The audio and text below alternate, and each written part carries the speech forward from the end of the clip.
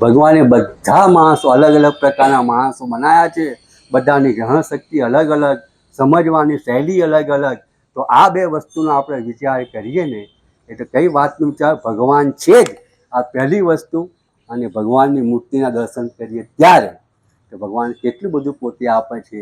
ગીતાકાર છે ને એ પોતે 12મા અધ્યાયમાં ભગવાન પોતે કહે છે, શું કહે છે? પત્ર પુષ્પમ ફલમ તોયમ. જે કોઈ મને પત્ર પુષ્પ ફળ કે જળ ભાવનાથી અર્પણ કરશે ને એવા શુદ્ધ ચિત્તવાળો માણસ છે ને, ભલે એની કિંમત અલ્પ હોય પણ શ્રદ્ધાપૂર્વક મને અર્પણ કરે છે ને, તેથી એનો શું કરું છું? હું સ્વીકાર કરું છું. ભગવાન પોતે સ્પષ્ટ ભાષામાં કહે છે કે પત્ર પુષ્પ ફળ કે જળ કોઈ પણ માણસ શુદ્ધ ચિત્તવાળો હોય અને મને અર્પણ શ્રદ્ધાપૂર્વક અર્પણ કરે ને તો એને હું પોતે ગ્રહણ પોતે કરું છું. વસ્તુ ભલે અલ્પ કિંમતની હોય પણ તમે કઈ ભાવનાથી ભગવાનને પોતે આપો છો ને એ બહુ જ પોતે મહત્વનું છે. આવતીકાલે ભગવાન તમારા ઉપર પ્રસન્ન થાય, કદાચ તમે ભગવાન પ્રસન્ન થાય, તમે ઘણા બધા વિચાર કર્યા હોય કે ભગવાન પ્રસન્ન થાય તો આવું કહું ને તેવું કહું ને આ માગું, પણ જ્યારે તમારા ઉપર ભગવાન પ્રસન્ન થાય ત્યારે શું થાય? તમે એકદમ શાંત બની જાઓ છો. તમારી ઇન્દ્રિયો કેવી થઈ જાય છે? સ્થિર બની જાય છે. તમારી વાણી કેવી થઈ જાય છે? વિલીન થઈ જાય છે. તમને કંઈ સૂઝતું નથી. તમારી જે ઇન્દ્રિયો હોય છે એ ભગવાનના રૂપને નિહાળીને કૃતજ્ઞ થઈ જાય છે. તમે કશું બોલી શકતા નથી તો એ વખતે શું થાય છે? તમારી આંખમાંથી આંસુ આવે છે. અને અશ્રુ જે તમારી આંસુ આવે છે એ આંસુથી ભગવાનની તમે પોતે પૂજા કરો છો. પણ આ તો શું થયું? ટોપ લેવલની અવસ્થા થઈ ગઈ. કદાચ તમે આવી ટોપ લેવલની અવસ્થા ના હોય અને તમે જે આપણે જે અવસ્થામાં અત્યારે આપણે જીવીએ છીએ ને એ વખતે આપણને શું લાગે છે કે પત્ર પુષ્પ ફળ અને જળ એ ભગવાનની પૂજાની અંદરની સામગ્રી પોતે છે. એ આપણને પોતે ખબર પડે છે. તો આપણે સમજવા માટે પ્રયત્ન પોતે કરીએ કે પત્ર એટલે શું? પત્રનો પહેલો અર્થ થાય છે પાંદડું. ભગવાન શિવજીને બિલીપત્ર ખૂબ જ પ્રિય છે. કે આપણે શ્રાવણ મહિનામાં ભગવાનને બિલીપત્ર આપણે પોતે ચડાવીએ છીએ. બિલીપત્રના 3 પાંદડા હોય છે. એટલે આપણે બાલ્યાવસ્થા, યૌવન અવસ્થા અને ગર્ભની અવસ્થા 3 અવસ્થા બિલીપત્ર પોતે બતાવે છે. આટલી આપણને ખબર હોવી જોઈએ કે ભગવાન શિવજીની બિલીપત્ર પોતે પ્રિય છે.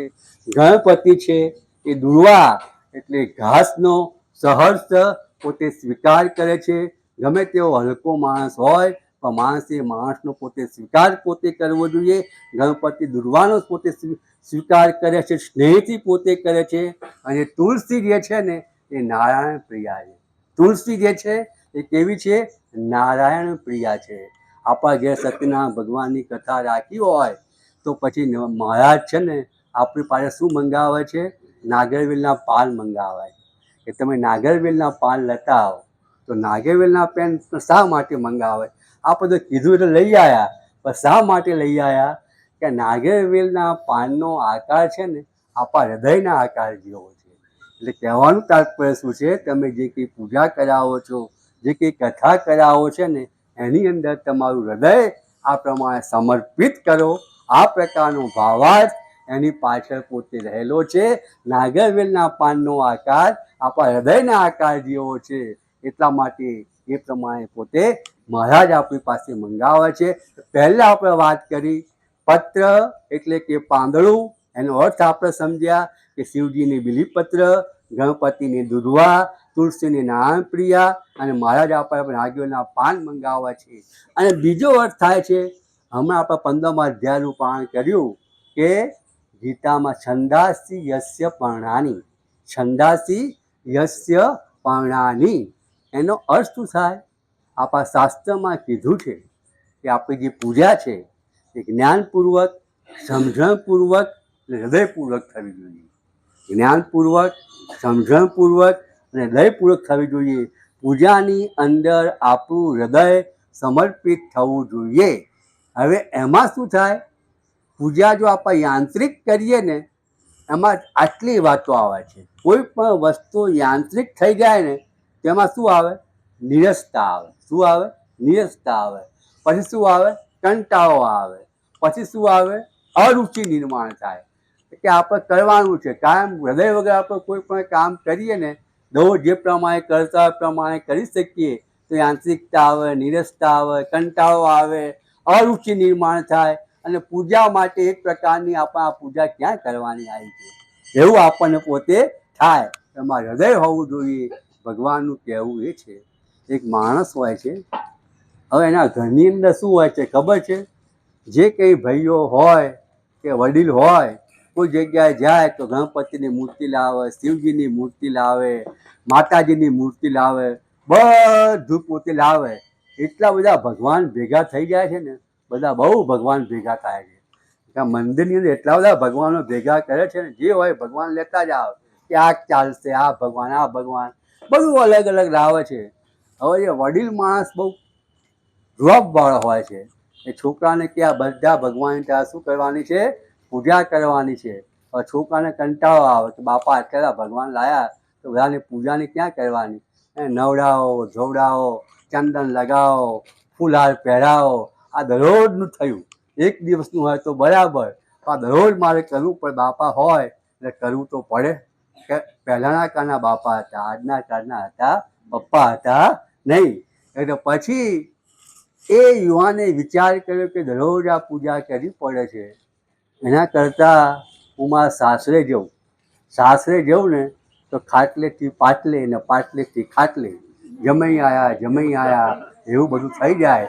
એટલે પછી મને ત્યાં આગળ આ કોઈ કામ કરવું પડશે નહીં. મારું ત્યાં સાસરામાં કેટલું બધું માન કે આવો વિચાર કરીને કે આમાંથી છૂટી તો જઈએ, દરરોજની આ બધી પૂજા કરવાની કે આવી પૂજા કોણ કરે કે.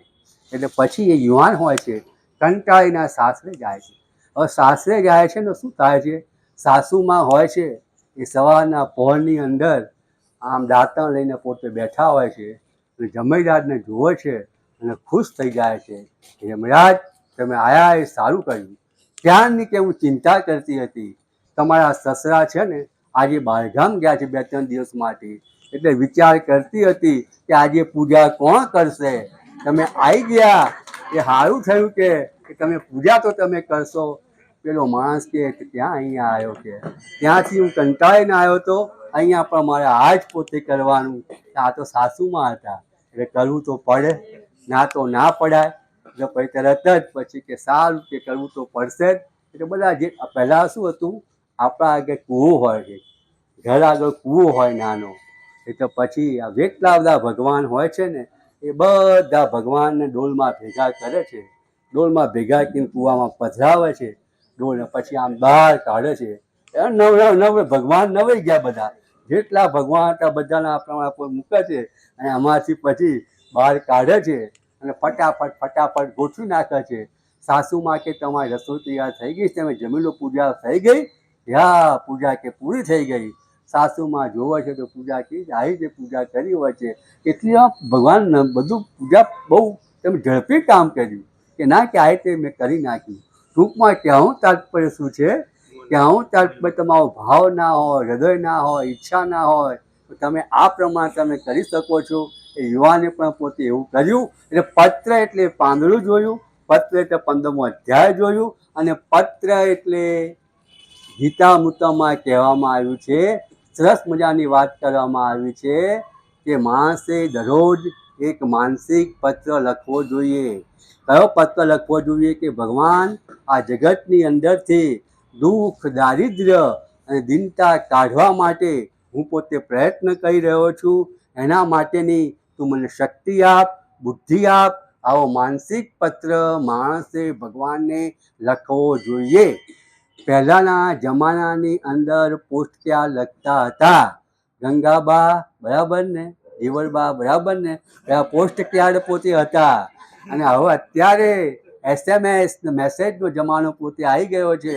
મેં તો નાનપણમાં પત્ર બહુ લખ્યા છે. મારી બા મને કાયમ કે તમે પત્ર લખ કે તમે મજામાં હશો, અમે મજામાં છીએ, તમારી તબિયત સાચવજો, પહોંચીને તમે કાગળ લખજો. આ બધું આપણે પોતે લખતા હતા. એમાં જે ભાવ હતો, એમાંનો જે પ્રેમ હતો એ બધું અત્યારે પોતે જતું રહ્યું છે. ટૂંકમાં માણસે આ પ્રમાણે ભગવાનને માનસિક પત્ર લખવો જોઈએ. કયો પત્ર લખવો જોઈએ? કે પ્રભુ સ્વસ્થ છું હું, પ્રભુ સ્વસ્થ છું હું, સુખી છું હું, ફિકર ન મારી કરશો, તમે નિજની પ્રકૃતિને ખૂબ જાળવજો. ભક્ત બહુ સરસ પોતે કાગળ લખે છે ભગવાનને, ભાવ ભર્યો પોતે કાગળ લખે છે કે પ્રભુ સ્વસ્થ છું હું, સુખી છું હું, ફિકર ન મારી કરશો, તમે નિજની પ્રકૃતિને ખૂબ જાળવજો. ભગવાન તે દુનિયા બનાવીને આ દુનિયામાં હું સુખી છું, સ્વસ્થ છું, મને કોઈ જાતની ચિંતા નથી, પણ મને તમારી ચિંતા થાય છે. શું કહે છે ભક્ત ભગવાનને? શું કહે છે? મને તમારી ચિંતા થાય છે, તમે નિજની પ્રકૃતિને ખૂબ જાળવજો. ભગવાન તમે તમારી તબિયત સાચવજો. શા માટે સાચવજો? કે દુનિયામાં 7 અબજ માણસો છે, દરેકની માગણી અલગ અલગ, પ્રોબ્લેમો અલગ અલગ છે. એ બધું સોલ્વ કરતાં કરતાં તમને કંઈ ડાયાબિટીસ કે બીપી કે એવો કંઈ રોગ ના લાગુ પડે ને, એની મને ચિંતા થાય છે. એટલા માટે તમને આ પ્રમાણે કાગળ આ પ્રમાણે લખું છું. આવી ભક્તની ભાવભરી અંદર વેદના પોતે સમાયેલી પોતે હોય છે. ભગવાન પોતે આવું કહે છે, ભગવાન તમે મને આ પ્રમાણે શક્તિ પોતે આપો. પત્ર એટલે કે પાંદડું થયું, પત્ર એટલે કે ગીતાની વાત કરીએ થઈ. અને ત્યાર પછી પુષ્પ, પુષ્પ એટલે કે ફૂલ. એટલે માણસે પોતાના જીવનની અંદર વાણી પુષ્પ, જીવન પુષ્પ અને કર્મ પુષ્પ, ભગવાને જે પુષ્પ ખીલાવ્યું છે એ ભગવાને ખીલેવેલા પુષ્પોથી આપણે ભગવાનની પૂજા કરીએ ને, એમાં કંઈ નવીન કશું નથી. કારણ ભગવાને ખીલેવેલા પુષ્પો છે.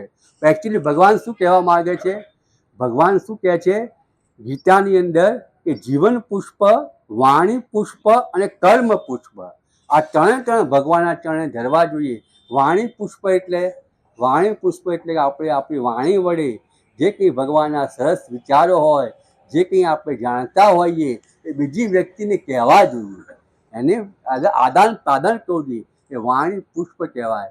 કર્મ પુષ્પ એટલે આપણા કર્મ પણ એવા પોતે હોવા જોઈએ કે આપણા કર્મ જોઈને પણ સામેવાળા માણસને પ્રેરણા મળે, ઉત્સાહ મળે, માર્ગદર્શન મળે, અને એ પ્રમાણે કર્મ કરવા માટે પોતે તત્પર થાય. અને એ જ પ્રમાણે જીવન પુષ્પ, ગીતામાં લોકસંગ્રહમાં ભગવાન કહે છે કે તમે કેટલા ટોળા ભેગા કર્યા ને એ કદાચ જોવામાં આવતું નથી, પણ જીવનની અંદર તમે એકાદ માણસને પણ ભગવાનના પંથે વાળ્યો કે કેમ, આને જીવન પુષ્પ કહેવામાં આવે. એકાદ માણસને પણ તમારી આખી લાઈફ ગઈ, 60 વર્ષ, 70 વર્ષ, 75 વર્ષ, તમે શું કર્યું? એકાદ માણસે પ્રભુના માર્ગે વાળ્યો ખરો? એ જો વાળો ને તો એને જીવન પુષ્પ કહેવાય. એટલે જ્યારે આપણે પુષ્પ ચડાવીએ ને તો આ 3 વાતો મગજમાં રાખવાની: વાણી પુષ્પ, જીવન પુષ્પ અને કર્મ પુષ્પ. અને પુષ્પમાં પાછું છે, પુષ્પમાં શું છે? સુગંધ છે, રંગ છે, મકરંદ છે, માધર્વ છે. પુષ્પમાં 4 વાતો છે: સુગંધ છે, રંગ છે અને માધર્વ છે. હવે સુગંધ, એમાં આપણે જે વાત પોતે કરીએ તો શેની સુગંધ છે? સત્કર્મોની સુગંધ છે. સારા કામો કરીએ ને એ સત્કર્મોની સુગંધ છે. અને રંગ છે એટલે શું? માણસના જીવનમાં ભક્તિનો રંગ ચડવો જોઈએ. કયો? ભક્તિનો રંગ પોતે ચડવો જોઈએ. અને માણસનું જીવન કેવું હોવું જોઈએ? જ્ઞાનના મકરંદથી સભર થવું જોઈએ. માણસના જીવનમાં જ્ઞાન પોતે હોવું જોઈએ. અને બીજું શું હોવું જોઈએ? સાથે સાથે પ્રેમનો માધર્વ હોવો જોઈએ. એટલે મુલાયમ હોવો જોઈએ માણસ, એમાં જ્ઞાન હોવું જોઈએ, પ્રેમ હોવું જોઈએ, સત્કાર્યો પોતે હોવા જોઈએ. આ બધી વાતો માણસના જીવનમાં પોતે હોવી જોઈએ.